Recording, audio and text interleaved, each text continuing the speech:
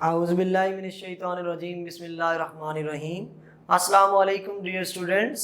आज के video lecture के अंदर हम बात करेंगे किडनी प्रॉब्लम्स की। तो किडनी प्रॉब्लम्स यानी कि हमारे जो गुर्दे होते हैं इनके रिलेटेड कौन कौन सी प्रॉब्लम्स हैं, कौन कौन सी डिजीज़ हैं और उनका इलाज, उनका क्योर क्या है, ये बात आज हमने करनी है। तो सबसे पहले हम बात करेंगे जी, जो किडनी प्रॉब्लम है वो एक किडनी स्टोन्स की शक्ल में हम इसको डिस्कस करेंगे। किडनी स्टोन्स क्या होते हैं, जिसे कॉमन लैंग्वेज के अंदर हम पथरी भी कहते हैं, इसको डिस्कस करेंगे। तो स्टोनी मटेरियल कोई हमारी किडनी के अंदर आ जाता है और वो उस किडनी के जो फ्लूइड्स होते हैं उनके अंदर ऑब्स्ट्रक्शन काज करता है, यानी कि यूरिन बन रहा है ना जब, तो यूरिन को बॉडी से बाहर निकलने में वो क्या करेगा, प्रॉब्लम काज करेगा।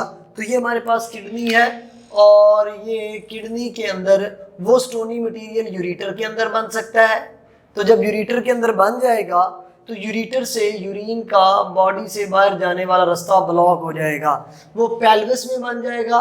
तो ये जो नेफ्रॉन से यूरिन बन के आ रहा है, ये वाला रीजन मैंने आपको बताया हुआ है, पेल्विस कहलाता है। पेल्विस में बन जाएगा तो तब भी जो है यूरिन जो है वो आगे यूरेटर में नहीं जा सकेगा, यूरेटर से यूरेथ्रा और बॉडी से बाहर नहीं जा सकेगा। तो इसका मतलब जो है किडनी स्टोन जो है वो ऑब्स्ट्रक्शन, रुकावट का काम करता है to eliminate the urine. Urine को बॉडी से बाहर निकालने के लिए उसके खिलाफ एक मुदाफत, एक ऑब्स्ट्रक्शन का काम करता है। तो इसकी वजह क्या है, हमारी किडनी के अंदर स्टोन्स बनते क्यों हैं? तो चलो देखते हैं जी। तो इसका मेन काज है जी मेटाबॉलिक डिजीज़। मेटाबॉलिक डिजीज़ यानी कि हमारी बॉडी के अंदर कुछ केमिकल्स की मिकदार बढ़ने या कम होने लग जाती है, जिसकी वजह से हमें मेटाबॉलिक डिजीज़ हो जाती है। और उसके पीछे रीज़न क्या होती है, हमारी डाइट होती है, हमारा खाना पीना होता है, हमारे खाने पीने की वजह से। तो देखते हैं जी, हमारी बॉडी के अंदर जब दो कंडीशंस होंगी, हाइपर ऑक्सिलेरिया एंड हाइपर कैलिसीमिया। हाइपर का मतलब होता है ज़्यादा, ऑक्सिलेरिया का मतलब ऑक्सिलेट। हमारी बॉडी के खून के अंदर जब ऑक्सिलेट की अमाउंट बढ़ जाए तो उसे हम क्या कहते हैं, हाइपर ऑक्सिलेरिया। और जब हमारी बॉडी के ब्लड के अंदर कैल्शियम की अमाउंट बढ़ जाए तो उसे हम क्या कहते हैं, हाइपर कैलिसीमिया कहते हैं। ठीक है जी, क्या कहते हैं, हाइपर कैलिसीमिया कहते हैं। एक मिनट पीछे। अच्छा जी, तो ये ऑक्सिलेट और ये कैल्शियमिया ये हमारी बॉडी के अंदर आते कहाँ से हैं? तो मैंने आपको बताया कि ये जो ऑक्सिलेट है, ये जो हम स्पिनच, चावल, टमाटर, ये जो चीज़ें हम खाते हैं तो इनके अंदर ये बहुत ज़्यादा अमाउंट में होता है ये वाला केमिकल। और जब इनको हम बहुत ज़्यादा कंज्यूम करेंगे तो हमारी बॉडी के अंदर ये वाली कंडीशन आ जाएगी। चलें ये देखते हैं। तो जब ऑक्सिलेट और कैल्शियम बहुत ज़्यादा इकट्ठे हो जाते हैं तो ये मुख्तलिफ रिएक्शंस की सूरत में मिलके क्या बना देते हैं, कैल्शियम ऑक्सिलेट बना देते हैं। और ये पत्थर की तरह का मटेरियल होता है। और जब कॉन्स्टेंटली ये वाली कंडीशन हमारी बॉडी में रहे तो कॉन्स्टेंटली इसके पत्थर, छोटे छोटे स्टोन्स बनते रहते हैं और वो स्टोन्स ब्लड से किधर जाके अकामुलेट होना शुरू हो जाते हैं, किडनी के अंदर अकामुलेट होना शुरू हो जाते हैं और उन्हें हम किडनी स्टोन कहते हैं। तो इसके अलावा दो और तरह के भी स्टोन बनते हैं according to chemical nature. Calcium phosphate का स्टोन भी सम टाइम हमें देखने में नज़र आता है किडनी स्टोन के पेशेंट के अंदर, और यूरिक एसिड के स्टोन भी हमें किडनी पेशेंट के अंदर नज़र आते हैं। लेकिन सबसे ज़्यादा चांसेस किसके होते हैं, 70% चांस कैल्शियम ऑक्सिलेट का होता है। ये मतलब मोस्टली जो लोग जिनको पथरी होती है उनके अंदर जो पत्थर होते हैं, जो स्टोन्स होते हैं, वो किसके होते हैं, कैल्शियम ऑक्सिलेट के होते हैं। बहुत कम, जो 15% चांसेस इसके हैं और 10% चांसेस इसके हैं जी। तो किडनी स्टोन का ये काजिज है। अब हम देखते हैं जी क्योर कि इसका इलाज क्या है। आप अगर स्टोन तो काफ़ी बड़ा हो गया तो फिर उसको हम किस मदद से निकालते हैं, उसको ऑपरेट करके किडनी का, उसमें से स्टोन बॉडी से बाहर डॉक्टर निकाल देते हैं। और अगर वो स्टोन छोटे हैं या कोई इस तरह की कॉम्प्लिकेशंस हैं तो नॉन सर्जिकली भी हम निकाल सकते हैं। और नॉन सर्जिकली निकालने के लिए हम कौन सी टेक्निक यूज़ करते हैं, लिथोट्रिप्सी। ये टेक्निक है, very very important short question according to board pattern. Lithotripsy क्या है जी, लिथोट्रिप्सी की एक टाइप है जी extracorporeal shock wave lithotripsy. ये एक रेडिएशंस यूज़ की जाती हैं इस टेक्निक के अंदर, एक्स रेज रेडिएशन या अल्ट्रासाउंड रेडिएशन, इन दोनों में से कोई एक यूज़ की जाती है। और जिस बंदे के जिस जगह पे किडनी यानी कि ये किडनी है, इस जगह पे क्या किया जाता है, डायरेक्ट किया जाता है, शुआएं मारी जाती हैं, ठीक है जी। शुआएं मार के जो स्टोन होता है वो टूट जाता है, टूट के रेत के जर्रों में कन्वर्ट हो जाता है और वो रेत की शक्ल में, सैंड की शक्ल में पेशाब के रास्ते बॉडी से बाहर निकाल दिया जाता है।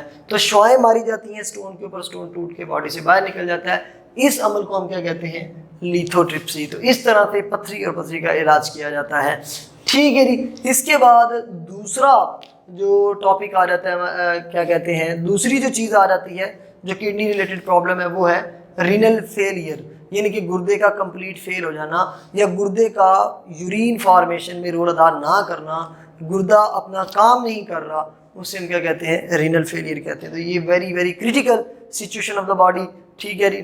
तो इसमें काजेज क्या हैं और सिम्टम्स क्या हैं इसकी। तो काजेज इसकी ये है, हमारी इम्प्रॉपर डाइट है, अल्कोहल कंजप्शन है, शुगर इसकी बहुत बड़ी वजह है। तो आपने सुना होगा कि शुगर वाले मरीजों का जो है ना वो गुर्दे फेल हो जाते हैं। तो शुगर बहुत बड़ी रीज़न है, क्योंकि शुगर में शुगर की कंसंट्रेशन इंक्रीज़ कर जाती है बॉडी में और वो गुर्दों को उसको निकालने में प्रॉब्लम, तो इस तरह का जो है वो रीजंस आ जाती हैं। तो जब रीनल फेलियर होता है तो उसके क्या सिम्टम्स आती हैं, बंदे को अनीमिया हो जाता है, उसकी बॉडी के अंदर यूरिया अकामुलेट हो जाता है जो कि बहुत ज़्यादा टॉक्सिक मटेरियल होता है और उसको टॉक्सिसिटी काज करता है जी, ठीक है जी। तो क्योर क्या है इसका, इलाज क्या करेंगे हम फिर इसका, कि जब गुर्दे फेल हो जाए तो फिर उसका इलाज क्या होता है। उसका इलाज होता है जी डायलिसिस। क्या होता है जी, पहला तरीकाकार क्या होता है, डायलिसिस। डायलिसिस ये होता है कि आप आर्टिफिशियली तरीके से आप गुर्दे साफ करते हैं उसमें से, यानी आपके ब्लड से, क्योंकि गुर्दा फिल्टर का काम करता है। हम क्या करेंगे, आर्टिफिशियली कोई मशीन वगैरह यूज़ करके आपका खून उस मशीन में डाल के साफ़ कर लेंगे और गुर्दे वो काम क्योंकि कर नहीं पा रहे तो हम आर्टिफिशियली कर लेते हैं। इस अमल को हम क्या कहते हैं, डायलिसिस कहते हैं। कॉमनली आपने वर्ड सुना है, हमारे हॉस्पिटल्स के अंदर डायलिसिस होते हैं, ठीक है जी। तो वो ब्लड को बाहर लेके आते हैं, ठीक है जी, बॉडी से वो कैथेड की मदद से, मुख्तलिफ चीज़ों की मदद से बाहर लेके आते हैं, उसे फिल्टर करके फिर बॉडी में डालते हैं, यानी कि इधर से बाईपास करते हैं ना कोई, यानी कि ये बॉडी है, बॉडी से खून बाहर आएगा, फिल्टर होगा और फिल्टर होके बॉडी इधर से निकल के फिल्टर हो रहा है और इधर से अंदर जा रहा है, और जिस चीज़ में फिल्टर हो रहा है उसे हम क्या कहते हैं, डायलिसिस मशीन कहते हैं, ठीक है। और इस अमल को हम क्या कहते हैं, डायलिसिस कहते हैं। मुख्तलिफ तरीक़ों की डायलिसिस होती है, आप छोटी क्लासेस में भी पढ़ चुके हैं जी, ठीक है जी। दो तरह की डायलिसिस है जी, haemodialysis and peritoneum dialysis. Haemodialysis में जो है वो ब्लड बॉडी से बाहर निकाल के उसे फिल्टर किया जाता है, यानी कि वो बॉडी से बाहर आता है, मशीन से गुजर के साफ होके फिर अंदर चला जाता है, यानी उसमें से यूरिन है, यानी कि गुर्दा बॉडी से, गुर्दे वाला काम बॉडी से बाहर हो रहा है, तो इसको हीमोडायलिसिस कहते हैं। और जिस मशीन की मदद से हो रहा है उसे हम डायलिसिस मशीन कहते हैं। ये फोटोकॉपी मशीन जो आपने देखी होगी उस जितनी ये मशीन होती है उसकी मदद से करते हैं। और पेरिटोनियल डायलिसिस जो है, पेरिटोनियल से बॉडी के अंदर ही जो है वो किया जाता है। तो पेरिटोनियल डायलिसिस के बारे में बता दूं कि हमारी बॉडी के जो पेट होता है उसके अंदर एक कैविटी होती है, उसे हम पेरिटोनियल कैविटी कहते हैं। उस कैविटी के गिर्द एक मेम्ब्रेन होती है जिसे हम पेरिटोनियम कहते हैं, और उस पेरिटोनियम के गिर्द ब्लड वेसल्स होती हैं। क्या होती है जी, ब्लड वेसल्स। ये पेट है, ये एक बंदे का क्या है, पेट है। तो फिर क्या किया जाता है, केथर, वो जिसकी वजह से हम ड्रिप नहीं लगाते, वो केथर पेट में इंसर्ट करके तो उसके इसके अंदर क्या कर दिया जाता है, फ्लूइड भर दिया जाता है। इस फ्लूइड को हम क्या कहते हैं, डायलिसर फ्लूइड कहते हैं। क्या कहते हैं, डायलिसर फ्लूइड। वो फ्लूइड जब भर दिया जाता है इसके अंदर, पेट के अंदर, तो वहाँ यहाँ पे वाटर की कंसंट्रेशन ज़्यादा हो जाती है और साल्ट की कंसंट्रेशन जो है वो क्या हो जाती है, कम हो जाती है। तो ये जो ब्लड की मेम्ब्रेन होती है इसके अंदर वेस्ट मटेरियल भी फिर रहा होता है, तो वो वेस्ट मटेरियल इधर आने लग जाता है और फिर इस वेस्ट मटेरियल को कैथर की मदद से बॉडी से बाहर निकाल दिया जाता है। तो इस तरह से क्या किया जाता है, पेरिटोनियल डायलिसिस की जाती है। पेरिटोनियल डायलिसिस आपको दिन में काफ़ी दफ़ा करनी पड़ती है और हीमोडायलिसिस जो है ये आपको एक वीक में एक दफ़ा या 2 दफ़ा करनी पड़ती है, ठीक है। ये एडवांस टेक्निक है, ये पुरानी टेक्निक है, ठीक है जी। लेकिन जिस बंदे का गुर्दा फेल हो जाए तो जो डायलिसिस होते हैं उसके, वो भी सारी ज़िंदगी आप नहीं चला सकती। एट द एंड आपको क्या करना पड़ता है, आपको जो किडनी है वो रिप्लेस करना पड़ती है, यानी कि आपको ट्रांसप्लांट करवाना पड़ती है, किडनी आपको चेंज करवाना पड़ती है। तो दूसरा क्योर फिर रीनल फेलियर का क्या है, एट द एंड आपको गुर्दा चेंज करवाना होगा।